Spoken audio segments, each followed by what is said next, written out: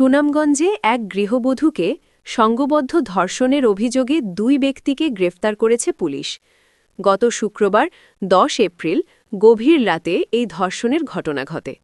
গতকাল রোববার রাতে বিশেষ অভিযান চালিয়ে অভিযুক্তদের আটক করা হয়। গ্রেফতারকৃতরা হলেন সদর উপজেলার গৌরারং ইউনিয়নের লালপুর গ্রামের মৃত ইমতাজ আলীর ছেলে মোকসদ আলী ও একই গ্রামের মৃত হাসু মিয়ার ছেলে ইয়াসিন মিয়া। পুলিশ ও স্থানীয় সূত্রে জানা যায়, সুনামগঞ্জ সদর উপজেলার লালপুর গুচ্ছগ্রামে শুক্রবার রাত আনুমানিক ১২টার দিকে নিজ বাড়িতে একা ছিলেন ওই গৃহবধূ। এ সময় গ্রেফতারকৃত ২ আসামি গৃহবধূর স্বামীর খোঁজে তার ঘরে প্রবেশ করে। পরে ওই গৃহবধূকে ঘরে একা পেয়ে জোরপূর্বক তাকে ধর্ষণ করে তারা। ঘটনার পর গুরুতর অসুস্থ অবস্থায় স্থানীয়রা গৃহবধূকে উদ্ধার করে সুনামগঞ্জ সদর হাসপাতালে ভর্তি করেন।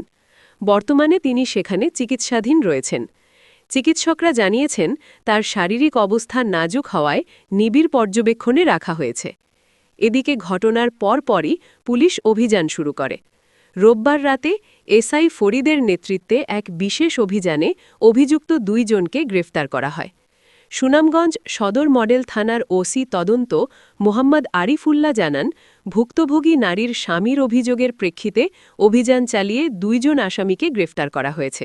আসামিদের বিজ্ঞ আদালতে প্রেরণ করা হয়েছে।